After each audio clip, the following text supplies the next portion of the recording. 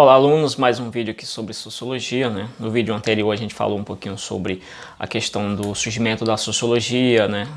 De todo aquele contexto social ali que se estabeleceu a partir do século XIX. E hoje vamos falar apenas aqui rapidão sobre um pouquinho do fundamento da sociologia clássica, né? Falar de alguns pensadores que começaram a propor métodos de interpretação da própria realidade, da própria sociedade, né? E primeiramente a gente vai começar por um pensador chamado Émile Durkheim. Já até comentei sobre ele no vídeo anterior. E aí Émile Durkheim vai pensar uma sociedade de forma harmoniosa, né? Essa sociedade ela tende a se harmonizar. Então você tem como se fossem ali elementos dentro da sociedade que funcionariam como órgãos, né? Instituições estariam ali como órgãos relacionados ao corpo humano. Então todos os órgãos funcionando bem, com certeza o corpo vai ter saúde plena. E nessa visão de Émile Durkheim, você vai ver uma sociedade bem harmoniosa. E ele percebe, né, ele é considerado um dos pais da sociologia aí, né, um dos grandes pioneiros da sociologia. Você tem um pouquinho aí dentro também dessa questão da sociologia clássica, você tem Augusto Comte, que é aquele que conceitualmente introduziu essa ideia da sociologia, e você tem posteriormente o Durkheim, que entra com o desenvolvimento de um método de interpretação sociológico aí, beleza? E dentro dessa perspectiva, o Durkheim ele conseguiu perceber dentro da sociedade que alguns elementos, alguns agentes que estão dentro da sociedade que ele chamou exatamente de fatos sociais. Ele falou que esses fatos sociais eles têm mais ou menos três características. Seria uma característica geral, né? O fato social ele tem uma característica geral, citar alguma delas aqui. Geral porque ele envolve a maioria, ou então todas as pessoas ali dentro daquilo ali que se propõe. Outra característica do fato social seria a coercitividade, né? O ato de ser coercitivo, né? De agir pela força, de obrigar alguém a fazer aquilo que realmente talvez não queira fazer. E outra característica seria o ato de ser exterior, né? A exterioricidade da coisa ali. Então o ato social ele passa mais ou menos por essas três características. Ele tem basicamente essas três características aí. E dentro disso aí a gente pode observar que Durkheim ele estudou a questão do suicídio como um fato social. Então ele considerou o suicídio como um fato social e foi estudar para entender por que as pessoas em determinada sociedade, por que alguém se suicida, né? Então ele identificou primeiro um tipo de suicídio chamado anômico, né? Então depois ele identificou outro tipo de suicídio que ele chamou de egoísta, que é quando o indivíduo não pensa mais na coletividade, ele se suicida pensando simplesmente em algum problema pessoal.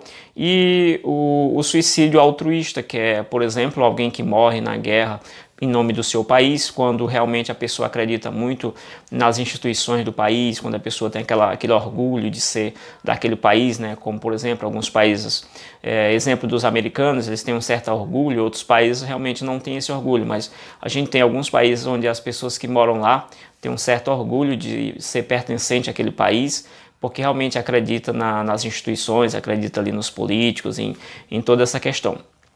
E dentro disso aí a gente vê que esse seria o suicídio altruísta, quando alguém decide morrer em nome de outro, né? Morrer numa guerra, talvez até um bombeiro em nome da sua farda, da sua profissão, ele entra ali, né? No caso como aconteceu em 11 de setembro ali nos Estados Unidos. Beleza, então esse fato social ele tem basicamente essas três características. E esse fato social é, na verdade, uma imposição.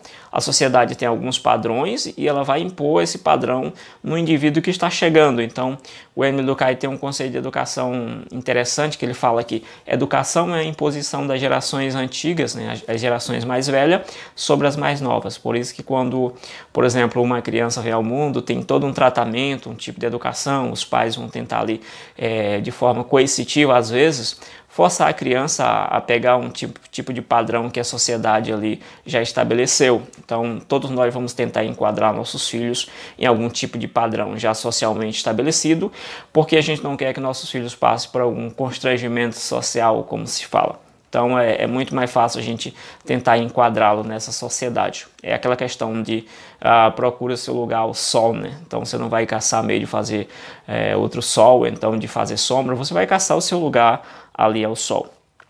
Então, o estudioso, quando ele ele vai analisar esse fato social, que é um agente, como eu já falei, que está ali na sociedade, esse fato social. A gente pode tomar como exemplo de um fato social a questão da escola, né? A escola é um fato social, por quê? Ela tem a ideia geral, a escola ela é oferecida para todo mundo, né? Quase todo mundo, a partir dos 4 anos você já é obrigado a participar da escola, principalmente aqui no Brasil, acho que desde 2016 você já tem essa obrigatoriedade a partir dos 4 anos. E aí ela tem essa característica do fato social. O fato social é geral, a escola também é geral, porque ela é oferecida a todas as pessoas. Ela tem outra característica também, que seria o ato de ser coercitivo, né? De impor. Então, é a obrigatoriedade. Além de ser colocada para todos, é obrigatório. Então, já tem essa parte de ser coercitivo. Tá? Por isso que algumas pessoas dizem que estão na escola apenas porque os pais colocaram, às vezes porque não reflete muito aquele pensamento delas, às vezes não queriam estar ali, mas dizem, não, estou aqui por causa dos meus pais que me colocaram, eu não posso voltar para casa, tal, então eu estou aqui para ter um futuro melhor. Então tem toda uma força que às vezes não vem daquela pessoa, não vem da sua própria consciência individual, mas vem do outro, que é exatamente a característica número 3, que seria o ato de ser exterior. A escola também é exterior, porque essa força que vem de você educar seus filhos, não vem necessariamente daquele filho que vai ser educado, mas já vem da sociedade. Quando nasce alguém, esse alguém já é introduzido imediatamente na questão da escola, né?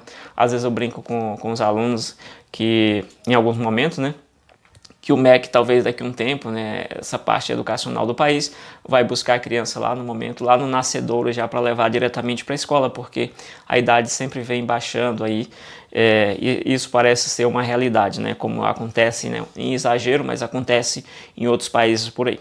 Beleza? Então, o ser, né, o estudioso, quando vai analisar esse fato social, ele tem basicamente que ser imparcial, tentar se afastar do fato e analisar esse fato social de forma imparcial. E aí a gente vai ver claramente que, para ele, a sociedade ela não é moldada pelo indivíduo. É o indivíduo que vai ser inserido, então, quando o indivíduo nasce, a sociedade já está ali para recebê-lo. Então, é ele que tem que se enquadrar naquela norma social. Pronto, beleza? Então, essa é a abordagem do Émile Durkheim. Você tem outro pensador chamado Karl Marx. Enquanto o Émile Durkheim vê a sociedade muito tranquila, né, harmônica, o Karl Marx vai perceber uma certa luta na sociedade, né? Isso vem desde da análise de Hegel, Friedrich Hegel.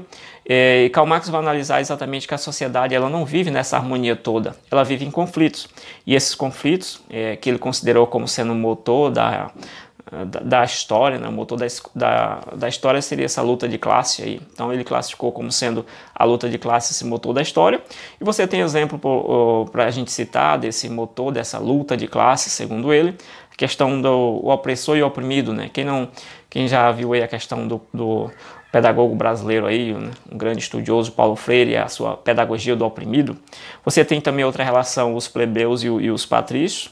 Você tem também a questão dos senhores e os servos. E você tem ultimamente, né, nessa sociedade mais moderna, contemporânea também, você tem a ideia do burguês e o proletário, né, o empresário, o patrão e o empregado, essa ideia toda. Então a sociedade, segundo Marx, sempre vive nessa ideia, né, nessa ideia mais assim de revolução. A sociedade não vive de forma harmônica, pelo contrário, ela vive nessa luta de classe aí, como obviamente duas classes que lutam tendo interesses diferentes, né?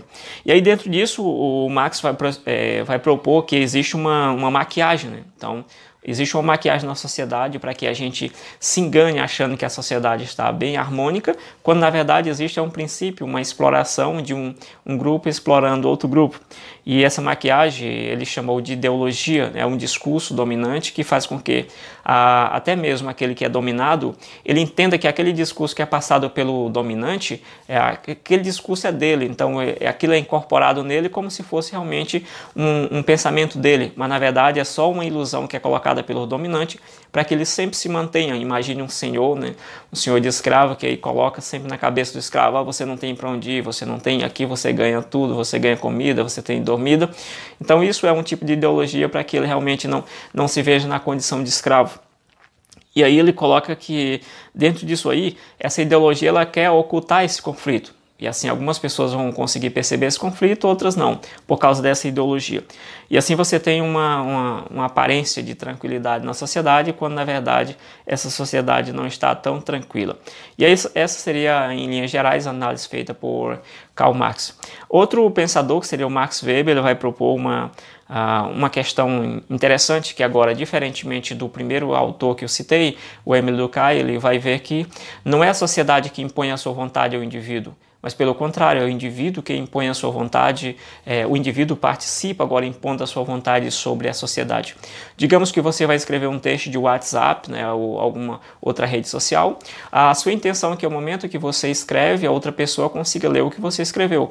Então, aquilo que ele chamou de ação social só vai ocorrer no momento que você envolve outra pessoa, né? A exemplo de uma carta, você escreve, você quer que a outra pessoa, aquilo só vai funcionar depois que a pessoa realmente estiver lendo aquilo que você escreveu. Então seria, de certa forma, um indivíduo impõe a sua vontade sobre a sociedade.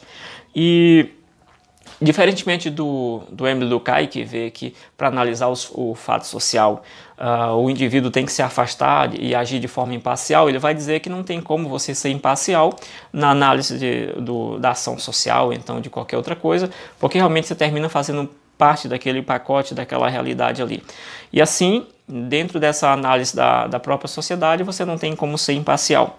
E o ser humano, ele vai atuando dentro da sociedade, né, tentando impor a sua vontade também. E ele, dentro dessa ação social, ele estabeleceu 4 elementos que estão dentro dessa ação social, que essa ação social ela pode se dar a partir de sentimentos, né, chamada afetiva, relacionada a sentimentos. Ou então, através de costumes, que são elementos, ou então valores, ou seja, todos esses valores, costumes e tudo isso vai fazendo com que o indivíduo ele esteja dentro desse processo aqui, segundo Max Weber. Beleza? Então, são essas colocações.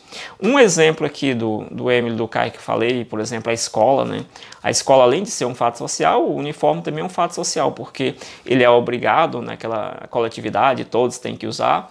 Ele também ele tem aquela ideia assim coercitiva, né? Ele é geralzão, todo mundo tem que usar, e é obrigado porque quando você não usa, alguém vai ficar olhando para você ali de certo, olhando assim de estranho, né? Porque você não está usando aquele uniforme chamado farda, né? E aí ele é exterior porque não vem da sua própria vontade, é imposto a você a vontade, aquela decisão de usar aquele uniforme, beleza? Então basicamente era só um comentário rápido aqui sobre a sociologia clássica, porque isso é importante, esse fundamento para os próximos vídeos, beleza? Qualquer coisa deixe nos comentários, eu estaria anexando aí no aplicativo também, no nosso site da escola, e qualquer coisa deixe nos comentários, estaremos aí pronto para responder aí qualquer dúvida que vocês tiverem, beleza? Até o próximo vídeo, fui!